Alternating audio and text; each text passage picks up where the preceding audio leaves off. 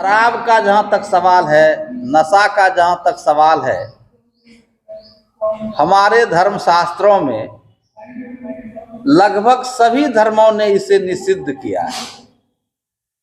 ये अलग बात है कि पुरातन काल से लेके आज तक विभिन्न रूपों में नशा का कारोबार, नशा का प्रचलन, नशा करने की आदत लोगों में रही है। आज के डेट में नशा का कारोबार, मेरा मानना है, मैं जब नशा के संबंध में पढ़ता हूं और विभिन्न न्यूज चैनलों को देखता हूं और समझने का कोशिश करता हूं, तो यह एक वैश्विक व्यापार है। जिस तरह इंटरनेशनल स्तर पर एक देश को दूसरे देशों से लड़ाया जाता है और उसमें हथियारों का वैश्विक व्यापार का खेल है,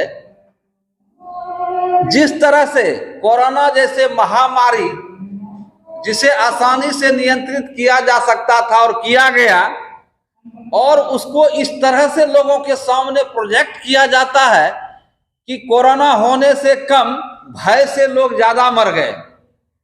इसके पीछे भी, इस भय को उत्पन्न करने के पीछे भी बहुत से विशेषज्ञों का मानना है कि इंटरनेशनल स्तर पर मेडिकल साइंस के व्यापार काम कर रहा था। ठीक उसी तरह यह नशा का जो है, यह आदतें लोगों के बीच, यह स्वाभाविक नहीं है। इसके पीछे अंतरराष्ट्रीय स्तर पर एक गैंग है। इसमें बहुत बड़ी बड़ी सरकारें, बहुत सारे बड़े बड़े देश भी शामिल है इस व्यापार में। बहुत से देशों की अर्थव्यवस्था भी इसी पर सुचारू रूप से चलती है। अब बहुत सारे इंटरनेशनल स्तर पर उग्रवादी गैंग हैं जो नशा के माध्यम से ही फलित और फूलित हो रहे हैं वैश्विक स्तर पर। उनका सारा आर्थिक कारोबार, सारी आर्थिक उपलब्धि जो है इस नशा के कारोबार के माध्यम से ही होता है, और उसी के माध्यम से वह अपने जो उसके एजेंडा है, अर्थ प्राप्त करता है, वह नशा के माध्यम से अपने एजेंडा को चलाने के लिए। देश के स्तर पर भी वैश्विक वह जो व्यापारी गैंग है, वैश्विक जो वह प्रभाव है, उससे कोई देश अछूता नहीं है। इसलिए यह नहीं कहा जा सकता है कि हमारा देश उस वैश्विक नशा के कारोबार, अवैध धंधा से वंचित है, यह नहीं कहा जा सकता। अगर ऐसा होता तो हमारे सीमा पर एक सैनिक अगर प्रवेश कर जाते हैं तो वो मार गिराए जाते हैं, लेकिन सैकड़ों टन नशा पर डे हमारे देश के सीमाओं के माध्यम से देश में घुसाया जाता है, लेकिन वह पकड़ाता नहीं। पकड़ाता भी है तो फिर एक आध बार न्यूज में आने के बाद उसका क्या हो जाता है यह पता भी नहीं चल पाता। आप लोगों को पता होगा कि गुजरात के हवाई अड्डे पर 300 टन नशा पकड़ाया था। क्या हुआ उसका? संसद में सवाल उठाए जाते हैं उस पर, लेकिन सरकारें जवाब नहीं दे पाती है। ये क्या हो रहा है? तो इसके पीछे इंटरनेशनल गैंग भी है नशा का सुई आ चुका है। ड्रग्स के अलग अलग स्वरूप मौजूद है, और लोकल स्तर पर भी नशा का कारोबार फलता फूलता रहता है। बहुत से लोगों के आर्थिक अर्थ का आधार ही नशा है। लेकिन लोकल स्तर पर जितना आप देखते हैं कि नशा के कारोबार में 5,000 2,000 के लिए लोग उस कारोबार में संलिप्त हैं, लेकिन उसे बढ़ावा देने में अरबों खरबों का कारोबार करने वाले उसके साथ शामिल होते हैं, ताकि उस नशा बनाने वाले के चलते नशा के संदर्भ में लोगों के अंदर वो निगेटिव धारणा ना बन पाए कि नशा करने ही ना दे क्षेत्रों में लोगों के पास नशा नहीं पहुंच पाए, ड्रग्स नहीं पहुंच पाए, इसलिए वो उसको प्रमोट करते हैं। गाहे बगाहे जिसके हम समर्थक रहते हैं ना, उसके खराब कामों को भी हम प्रमोट करने का कोशिश करते हैं, ऐसा देखा जाता है। जैसे हम लोग उदाहरण देते हैं कि जाति व्यवस्था के तहत अगर आपके जाति के कोई बदमाश भी है तो उसके पक्ष में लोग खड़े हो जाते हैं। आज मनीष कश्यप के संबंध में आप रोज देख रहे हैं जाति के लेकर मैं दावे के साथ कहता हूं कि जो भी उसके साथ प्रदर्शन में है उसके खास जाति के लोग हैं। अब देख लीजिए जहां भी जो प्रदर्शन हो रहा है, जिस थाने का भी घेरा हो रहा है, तो यह जाति का गुरूर। इसी तरह अन्य चीजों का गुरूर कि हमारे समर्थक हैं, हमारे दोस्त हैं, तो वह गलत भी कर रहा है तो हम उसका सहयोग करेंगे। यह स्वाभाविक प्रवृत्ति लोगों के अंदर पाई जा रही है। यह सब भी कारण है। और नशा के पीछे इंटरनेशनल साजिश है, सरकार का भी साजिश होता है, सरकारों का भी साजिश होता है।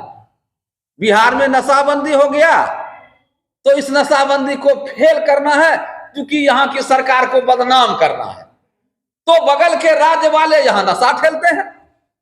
अधिकांश नशा हरियाणा के ही क्यों पकड़े जाते हैं? यहां सवाल है ये। ट्रक का ट्रक मैक्सिमम जो नशा यहां दारू का खेप पाया जाता है, इंग्लिश दारू का, वह हरियाणा से ही संचालित होता है। ऐसा क्यों हो रहा है? बिहार में झारखंड है, झारखंड से लोग लाते जरूर है, लेकिन झारखंड से उस तरह से ट्रक नहीं पकड़ाता है जो हरियाणा से आने वाला ट्रक पकड़ाया जा रहा है लगातार। और नशा के कारोबार में जो व्यापारी पकड़े जा रहे हैं वो आर्थिक स्थिति से इतने संपन्न है और वो बुद्धिजीवी हैं, पढ़े लिखे लोग हैं। आखिर क्या कारण है जो इतने पढ़े लिखे लोग इस तरह के कारोबार में शामिल है? जहां सरकार एड़ी चोटी लगाती है वहां उसके विरोध में बड़े आर्थिक शक्ति, बड़े पढ़े लिखे लोग, अधिक पढ़े लिखे लोग उस नशाबंदी के कानून को तोड़ने में और नशा के लत को लगाने में शामिल है। यह आर्थिक कारोबार है। दूसरा, जो हमारे समाज में कोरोना के बाद स्थिति बनी है, बेरोजगारी का जो आलम है, आप सभी लोग जानते हैं मनरेगा ने यहां के लोगों को कोरोना काल में कंगाल होने से, भूखों मरने से बचाया। यह सरकार भी मानती है, केंद्र की सरकार भी मानती है, राज्य की सरकार भी मानती है। बावजूद इसके मनरेगा का आर्थिक बजट आधा कर दिया गया है। देख लीजिएगा उठा के, आधा कर दिया गया है। और उस तरह की बंदिश लगाई जा रही है मनरेगा पर, ताकि समान रूप से लोगों को पैसा मिल ही ना पाए। लगातार प्रयोग हो रहे हैं।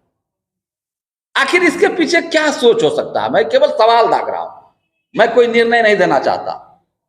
लेकिन आधा किया गया है, आखिर क्या बात है? जब आप मानते हैं, हम मानते हैं, लोग मानता है कि मनरेगा ने यहाँ के मजदूरों को भूखे मरने से बचा लिया, तो इतनी बड़ी और इतना सुंदर यह योजना, फिर उसका बजट क्यों घटाया जा रहा है भाई? यह एक सवाल है। शराब के पीछे जो समाज में कोरोना काल से लोग बेरोजगार हुए और जो हमारी सरकार की नीतियों के कारण जो बेरोजगारी का आलम है, दूसरा कारण। तीसरा कारण, हमारे समाज में जो आर्थिक केंद्रीकरण के लिए छोटे छोटे लघु कुटीर उद्योगों के बारे में जो लोगों की समझ लगातार निगेटिव होती जा रही है। और इसमें केवल लोगों का ही हाथ नहीं है। आप यह चीज देखे होंगे कि आर्थिक जो यह नोटबंदी किया गया, उसका रिपोर्ट आ गया है। अधिकांश विद्वानों का मानना है, अर्थशास्त्रियों का मानना है, नोटबंदी के कारण छोटे छोटे लघु एवं कुटीर उद्योग ध्वस्त हो गए।